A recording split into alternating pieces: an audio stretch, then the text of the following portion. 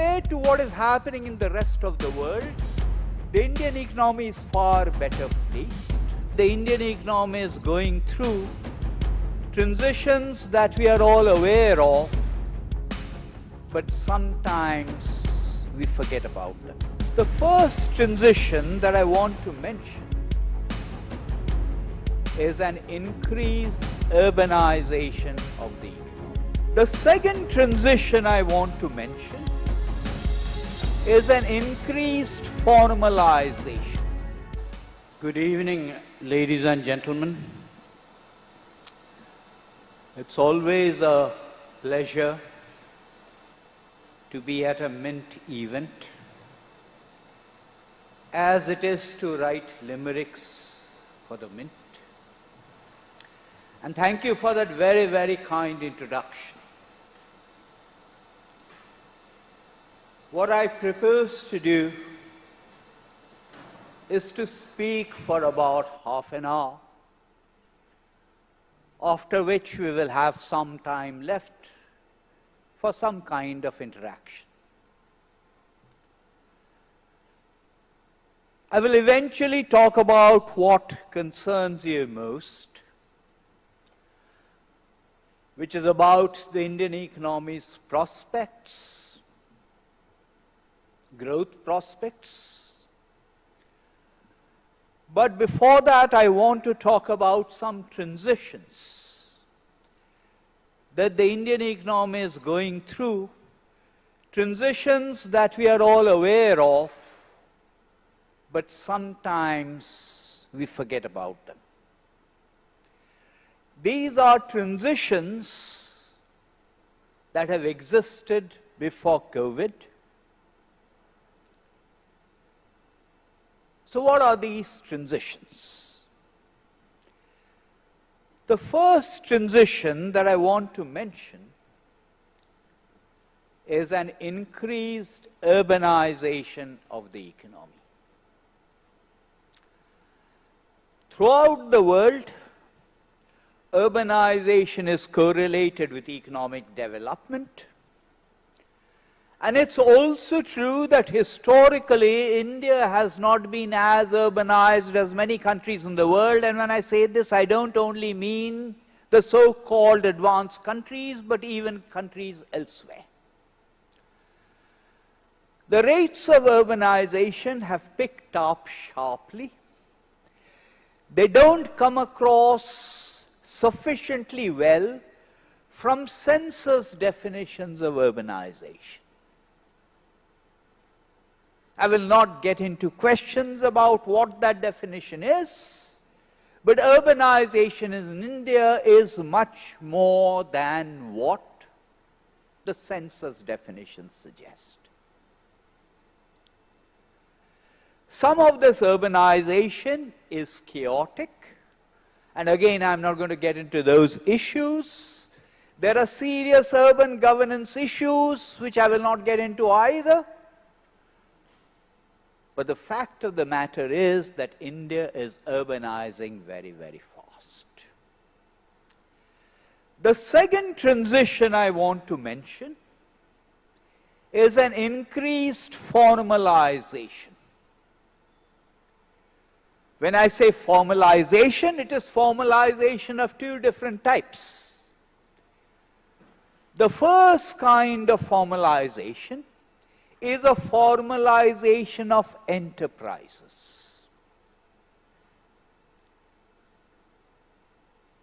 Often we talk about MSME, and historically MSME has operated in an informal environment. Most of MSME was not registered under any legal framework whatsoever. For various reasons, enterprises are becoming more formalized. GST has contributed to it, as has several other things.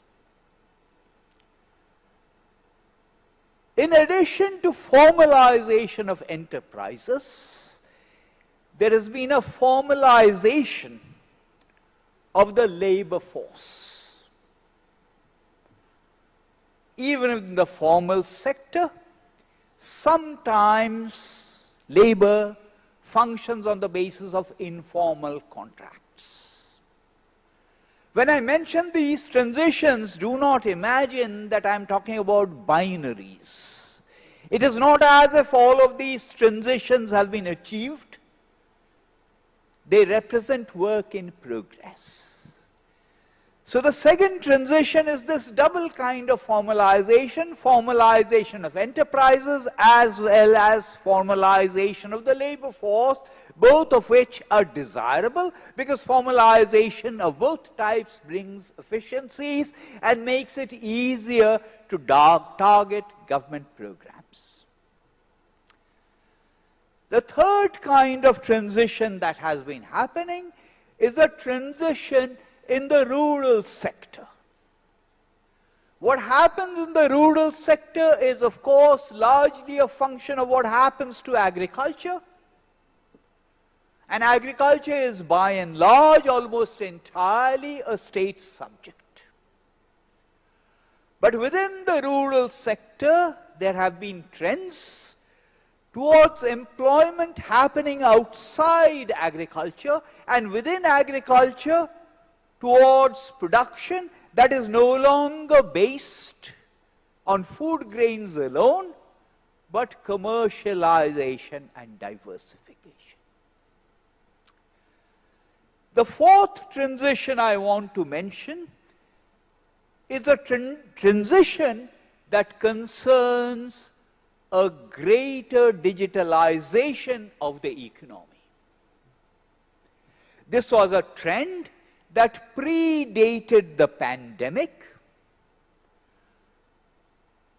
but in some senses the pandemic and India's reactions to the pandemic triggered that move towards digitalization even more. We sometimes think of this only in terms of Aadhaar. It is much more than Aadhaar because there is an India stack which incorporates all kinds of elements of digitalization through the development of the digital public infrastructure. Most of us may not end up using some of these, but the extent to which this is being used even amongst the poorer sections is phenomenal, UPI transactions being a case in point. The last bit of transition that I want to mention is a transition that has to do with the focus of the Narendra Modi government since 2014. And what the Narendra Modi government has done in its second term is in several respects a continuation of what has happened under the first term, which is to provide what Economic Survey a few years ago called basic necessities. So the fundamental message here is one of empowerment, the provision of physical infrastructure, roads, transports, the provision of social infrastructure, LPG gas, electricity, sewage treatment, schools, health, and now tap water, toilets. And I personally think that one of the reasons we were able to withstand the pandemic better was because of this emphasis on providing basic necessities.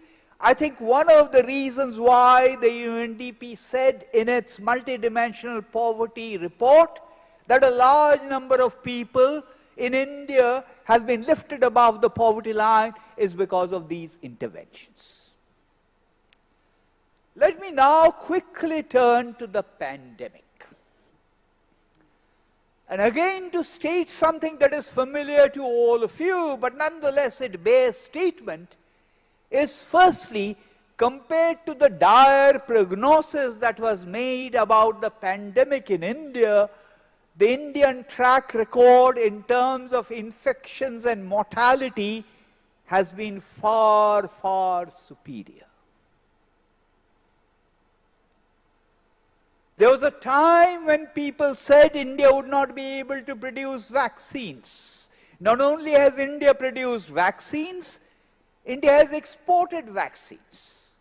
There was a time when it was said that India would not be able to vaccinate its population.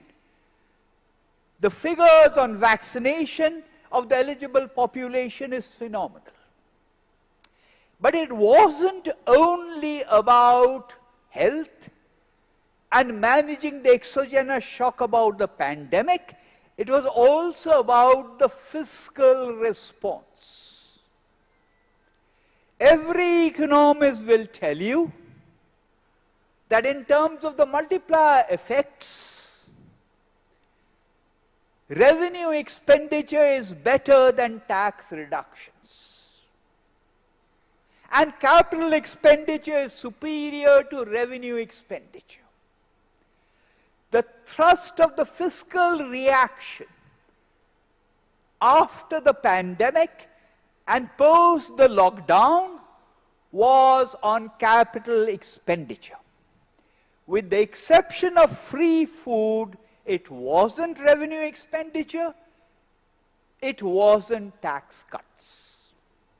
I'm not going to comment on other countries in the world, but I happen to think that some of the other countries in the world have got into trouble because of irresponsible fiscal policies.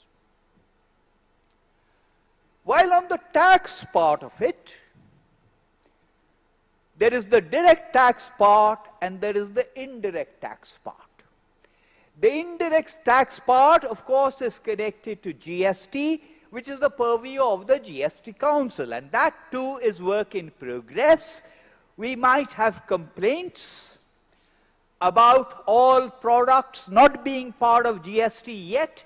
We might have complaints about the multiplicity of rates. All of that is work in progress and will sooner or later be addressed by the GST Council. Which brings me to direct taxes. On direct taxes, the end goal, both for personal income taxation and corporate taxation, is one of elimination of exemptions. And again, as everyone present here knows, both for personal income taxation and corporate taxation, there were two different channels.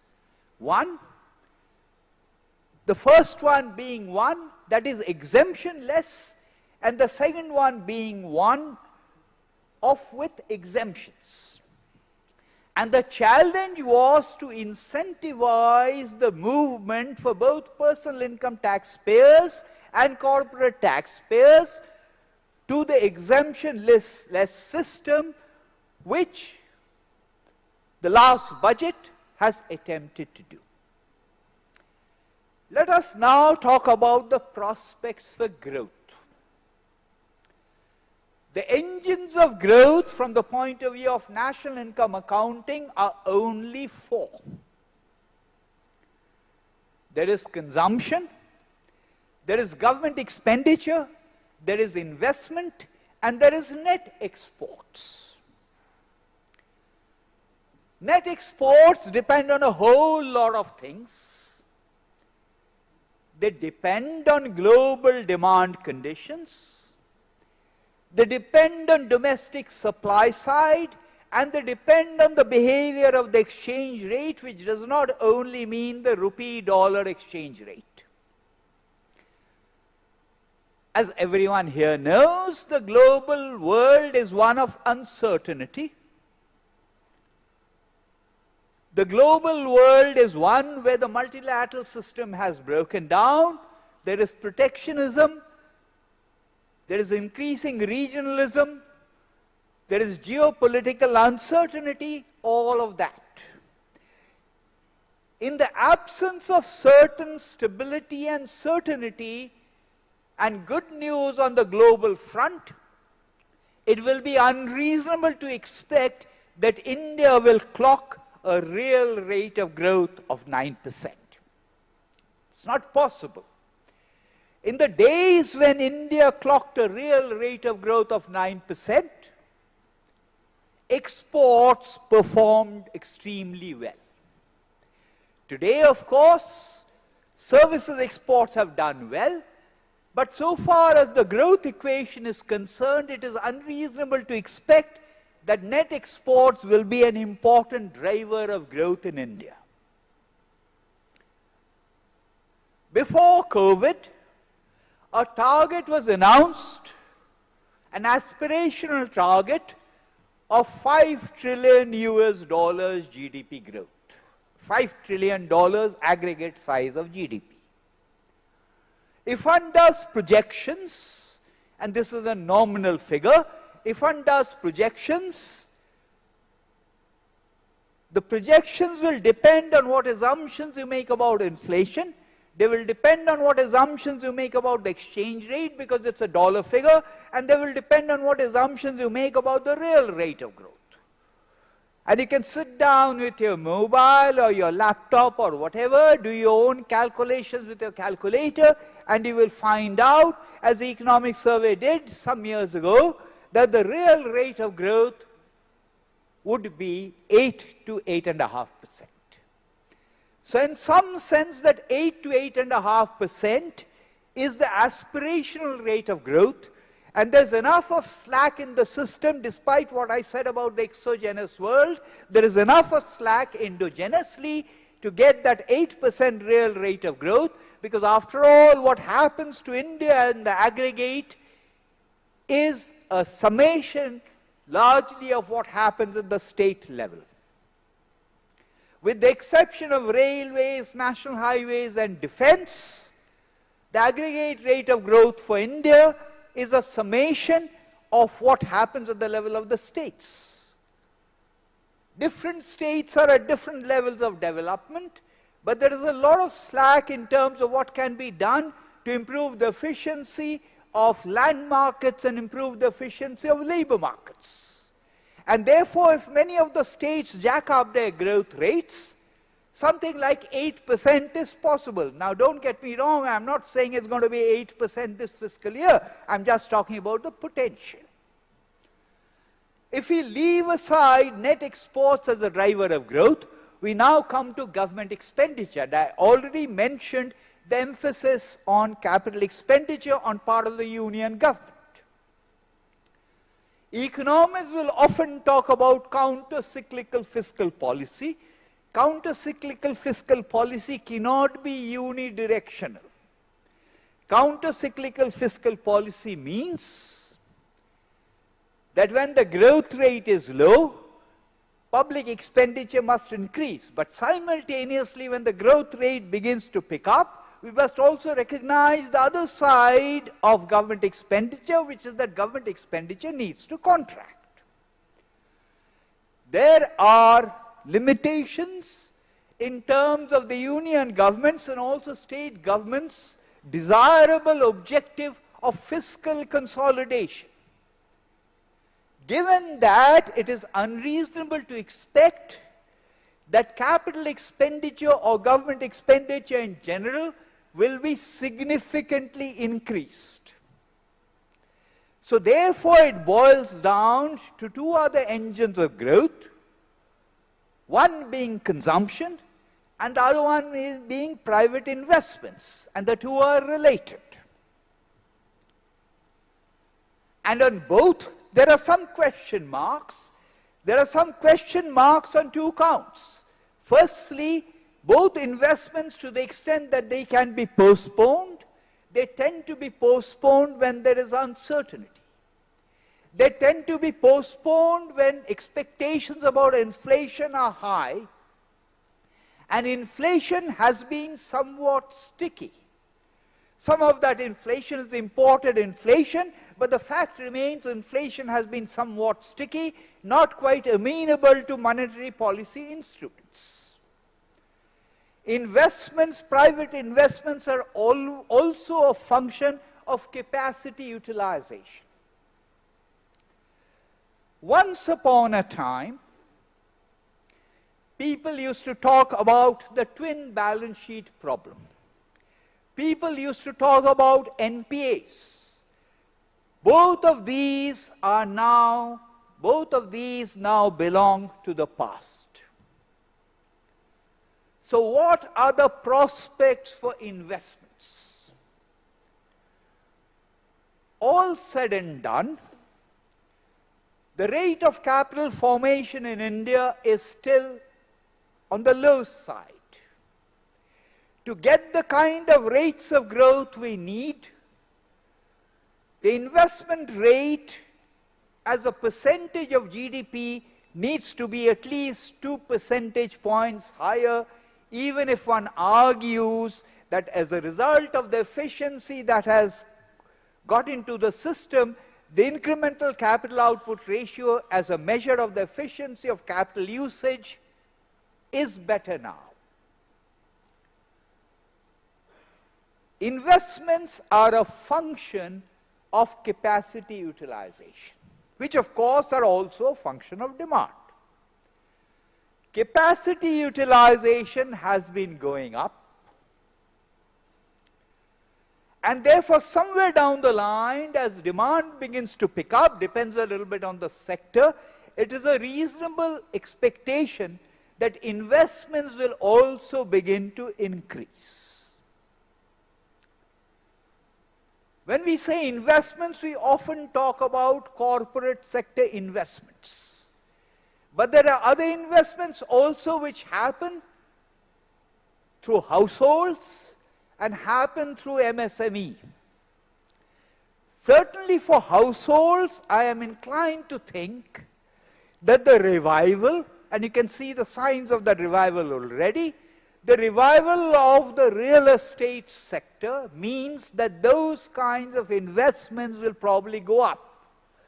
So far as corporate sector investments are concerned, there was a phased manufacturing program earlier. Post-COVID, that has now become the PLI. The PLI has not been there long enough to evaluate its success across all sectors, but the preliminary evidence does tend to suggest that what the PLI has been able to do is to ensure that after a long, long time, Indian manufacturing is becoming a part of the global supply chain. After a very long time, Indian manufacturing is going to generate economies of scale. After a very long time, Indian manufacturing is going to be cost competitive. You can already see it for something like mobiles, and hopefully what has happened in one sector will soon begin to happen in other sectors, as a result of which I personally am hopeful that investments will pick up. Give it a couple of quarters and we will all find that investments have begun to pick up. So far as consumption is concerned, consumption is also affected by the same sets of factors, namely uncertainty and expectations about inflation. Some of that uncertainty is global uncertainty. So far as the union government is concerned, the best course of action is to ensure certainty in domestic economic policies, which is precisely what the government has been trying to do. So we now come to the growth prospects. The growth prospects are a function of the time frame you have in mind. In the medium term, my guess is, depends on what the definition is of the medium term. In the medium term, my guess is that we are on a trajectory of something like 6.5% real rate of growth. What the government has done through its reforms is to introduce efficiencies on the supply side. Most of what the government has done are reforms on the supply side. The supply side leads to gains in the medium term. As those supply-side reforms kick in, perhaps that 6.5% can increase to a real rate of growth of 7%, or if you are very, very optimistic, even 7.5%. But that's somewhere down the line. For the next 2 or 3 years, not this year, I am inclined to think something like a real rate of growth of 6.5% is the right kind of growth rate to bank on, despite what I said earlier about an aspirational rate of growth of 8% or 8.5%. What about this particular year? This particular year, I will hedge a little bit and say that although in the next 2 or 3 years I said that I expect the real rate of growth to be around 6.5%, this particular year I will hedge a little bit and say it may be a little bit lower, not significantly lower. The big question is not just growth. The bigger question is that of employment. And it is a fact that the employment velocity of growth is no longer what it used to be.